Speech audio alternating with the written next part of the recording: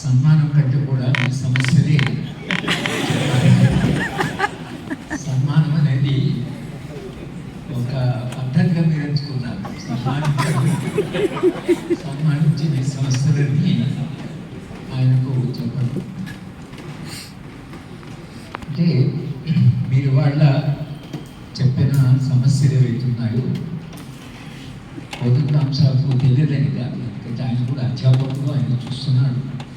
ఈ విశ్వవిద్యాలయంలో ఆయన పనిచేశాడు. విశ్వవిద్యాలయాల పరిస్థితి ఏమిటో సార్ కూడా అవగాహన ఉంది, అధ్యాపకుడు కాబట్టి. అలాగే జయశంకర్ సార్ కూడా ఒక యూనివర్సిటీలో రిజిస్ట్రార్గా అలాగే వైస్ ఛాన్సలర్గా పనిచేశాడు కాబట్టి సార్ కూడా ఆ సమస్యలు తెలుసు.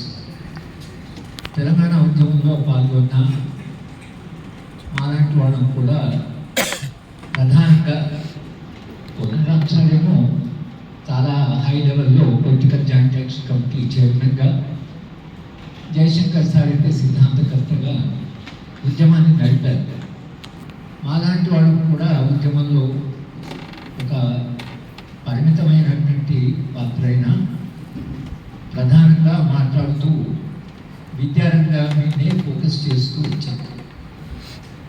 అప్పుడు కేసీఆర్ గారి పత్రిక, తెలంగాణ పత్రికలలో నన్ను ఒక కాలం రాయమంటే ప్రతి వారం ఒక కాలం రాస్తూ వచ్చాను. ఆ కాలంలో చాలా వరకు నేను విద్యారంగాన్ని గురించి రాశాను. అది పుస్తకంగా కూడా వేశాను. విద్య మరో పోరాటం అని టైటిల్తో నా వ్యాసాలతో ఒక పుస్తకం కూడా వేసింది. సరే, కోదండరామ్ సారు ఇవాళ మీరు సన్మానించుకోవడం అంటే సమాజంలో ఒక అధ్యాపకుడు ఎలాంటి పాత్ర నిర్వహించవచ్చు. ఒమార్ ముఖ్తార్ సినిమా మీరు చూస్తే ఒక అధ్యాపకుడు విప్లవోద్యమాన్ని నడిపారు. ప్రపంచంలో అధ్యాపకులు చాలా కీలకమైన పాత్ర నిర్వహించారు. ఎందుకంటే వాళ్ళు జ్ఞానాన్ని సృష్టిస్తారు, జ్ఞానాన్ని పంచుతారు. సామాజిక వాస్తవాలు వాళ్ళు నిరంతరంగా అధ్యయనం చేస్తారు. ముఖ్యంగా సామాజిక శాస్త్రాలకు చెందిన మాలాంటి వాళ్ళు వాళ్ళ విద్యారంగంలో మీరు చెప్పిన సమస్యలు ఎత్తున్నాయో అవి మొత్తంగా లార్జర్ ఎకనామిక్ స్ట్రక్చర్ సంబంధించినవి. అవన్నీ చెప్పడానికి ఇప్పుడు సమయం లేదు. కానీ ప్రపంచ బ్యాంకు నుంచి మనం అప్పు తీసుకున్నప్పుడే వాడు కొన్ని షరతులు పెట్టి మనకు అప్పించారు. ఇది 80లలో జరిగింది. 90లో అది ఒక విశ్వరూపం తీసుకుంది.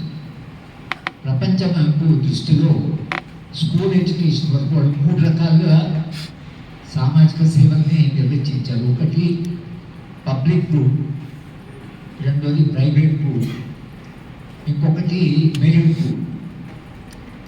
పబ్లిక్ గుడ్ అంటే బ్యూరోక్రసీ, పోలీసు అట్లా చేశారు.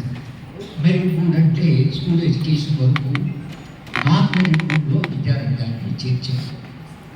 అక్కడి నుంచి మన సమస్య చాలా తీవ్ర సమస్యగా మారింది.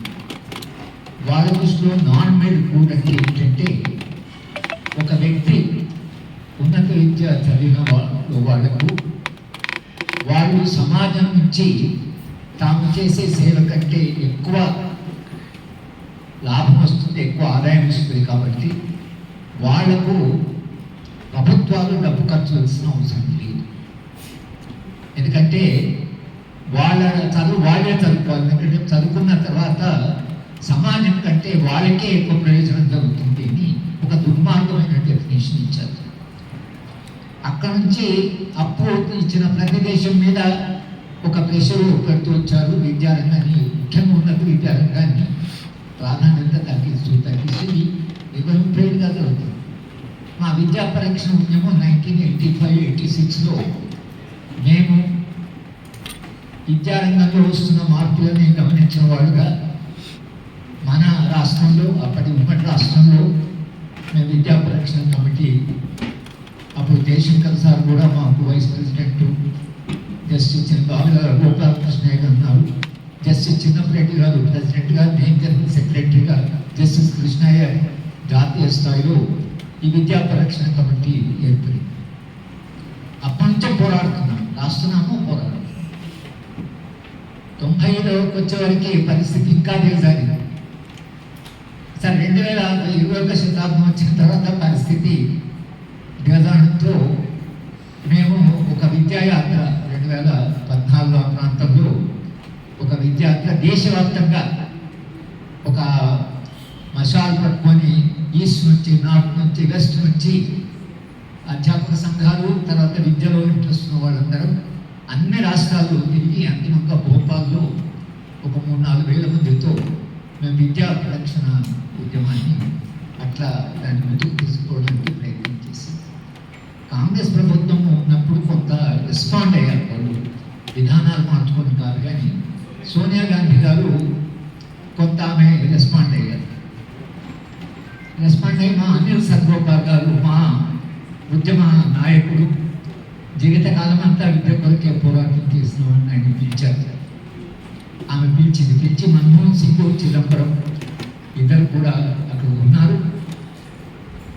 అనిల్ సత్గోపాల్ గారు 6% జీడిపి కుఠారీ కమిషన్ చెప్పింది, ఫస్ట్ మీరు కమిట్ కాదు అంటే సోనియా గాంధీ గారు మన్మోహన్ సింగ్ వైపు చూస్తే, no madam, we can't commit that type of thing at this stage of our మన గ్రోత్ ఆర్ ఇంపార్టెంట్, విద్య మీద మనం కూడా అంత ఖర్చు పెట్టలేమంటే అనిల్ సత్గోపాల్ గారు లేచి, madam there nothing to discuss, this is the stand up primes, I'm walking out అంటే సోనియా గాంధీ గారు నో అనిల్జీ బట్టి చెప్తే అక్కడి నుంచే ప్రారంభం.